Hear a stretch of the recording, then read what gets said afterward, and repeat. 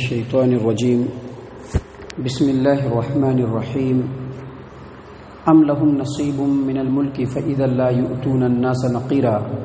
أم يحسدون الناس على ما آتاهم الله من فضله فقد آتينا آل إبراهيم الكتاب والحكمة وآتيناهم ملكا عظيما فمنهم من آمن به ومنهم من صد عنه وكفى بجهنم سعيرا۔ معزز سامعین کرام، سورہ نساء سورہ نمبر 4 اور اسی صورت سے بھی آپ کے سامنے آیت نمبر 53، 54، 55 یعنی 53، 54 اور 55 یہ 3 آیات تلاوت کی گئی۔ سامعین کرام، سورہ نساء مدینہ کے اندر نازل ہونے والی صورت ہے، اور اس صورت میں اللہ تبارک و تعالیٰ نے جہاں پر اسلامی سماج و معاشرے کے لیے بہت سارے احکام بیان فرمائے ہیں، وہیں چونکہ مدینہ کے اندر ایک زمانے سے یہودیوں کا غلبہ تھا، خصوصاً عرب کے سیاسی اور علمی ماحول پر، لہٰذا اللہ تبارک و تعالیٰ نے اس صورت میں بھی یہودیوں کی جو بری خصلتیں ہیں، ان کی جو بری عادتیں ہیں، ان کی جو کارستانیاں ہیں، ان کے جو کرتوت ہیں، ان کو وضاحت کے ساتھ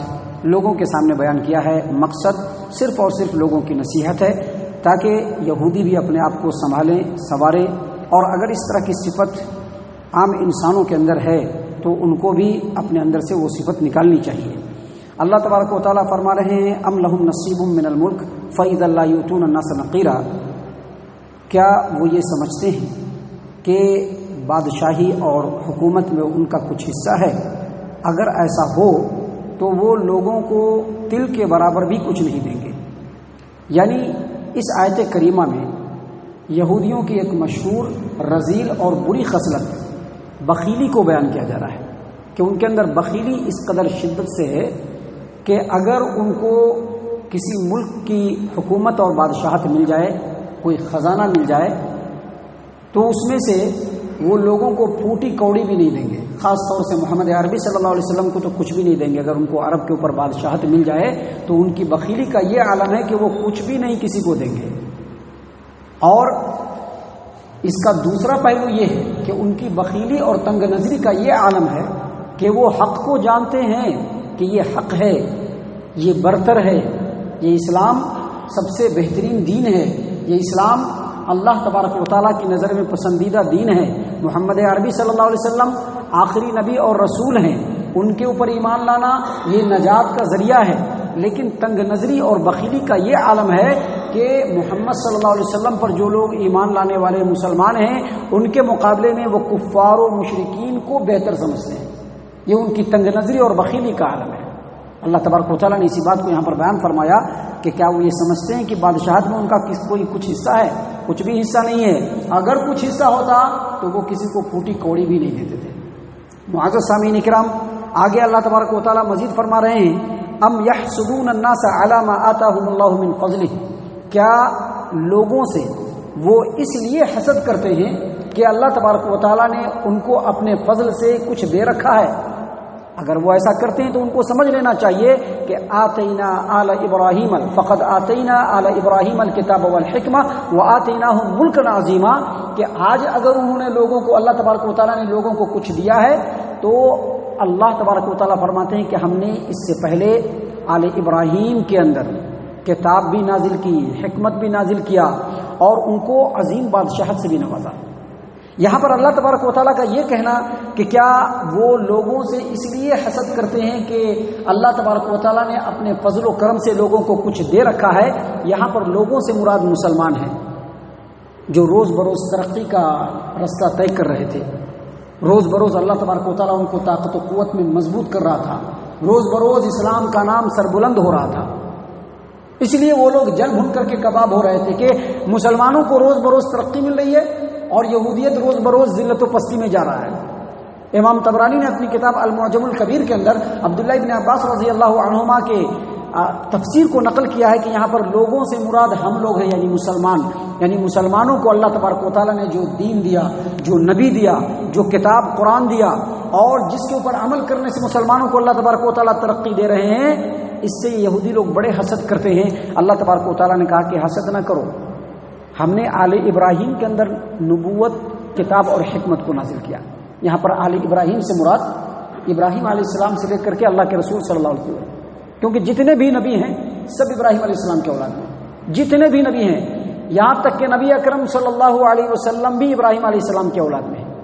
تو اللہ تبارک و تعالیٰ نے یہاں پر فرمایا کہ ابراہیم کے اولاد کو ہم نے کتاب اور حکمت سے بھی نوازا، نبوت سے بھی نوازا، اور ان کو بڑی عظیم بادشاہت بھی دی. جیسے کہ یوسف علیہ السلام کو اللہ تبارک و تعالیٰ نے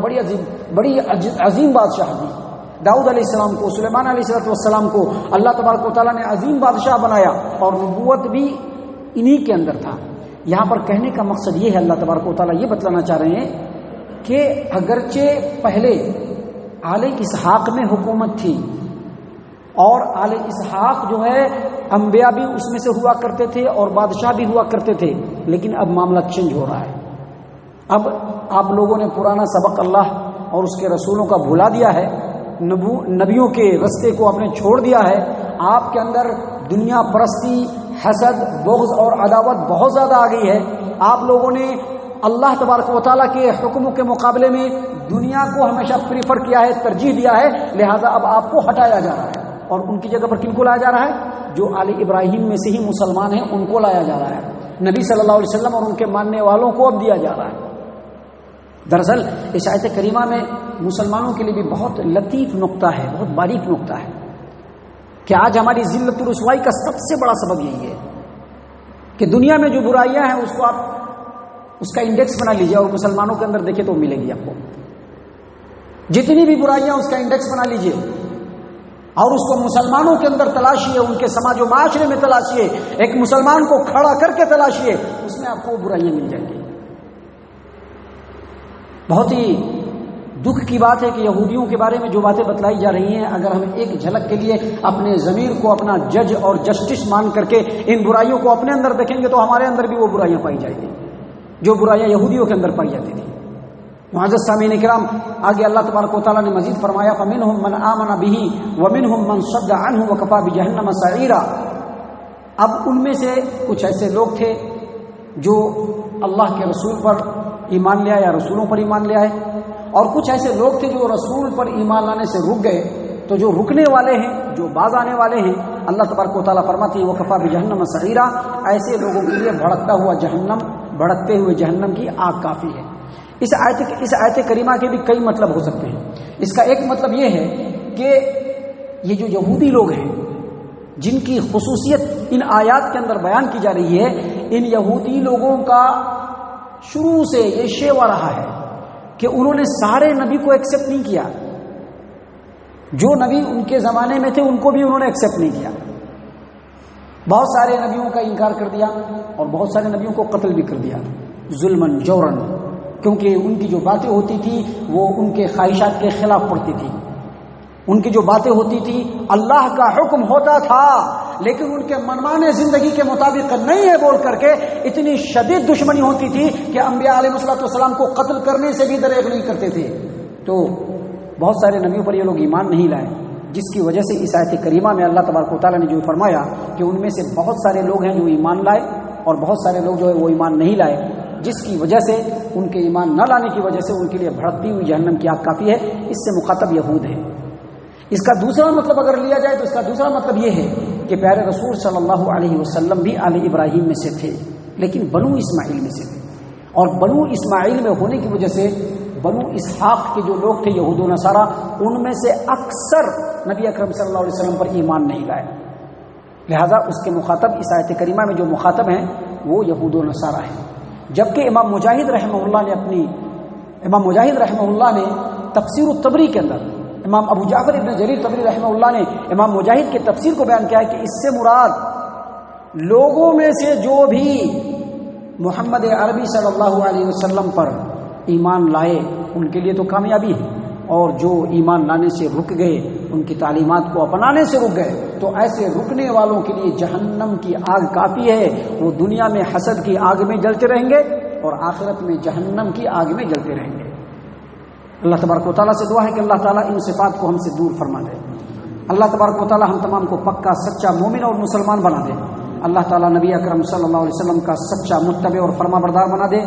کتاب و سنت کے اوپر اللہ تبارک و تعالیٰ ہم لوگوں کو سختی سے کاربند ہونے کی توفیق عنایت فرما دے. صحابہ کرام کے اسوہ حسنہ کو اپنانے کی توفیق عطا فرمائے. اللہ ہم تمام کو جنت میں جگہ عطا فرما۔ اے اللہ ہم تمام کو جہنم سے پناہ دے، اے رب العالمین ہم تمام کو جہنم سے پناہ دے، اے مالک الملک ہم تمام کو جہنم سے پناہ دے، آمین یا رب العالمین۔ وما علینا الا البلاغ المبین۔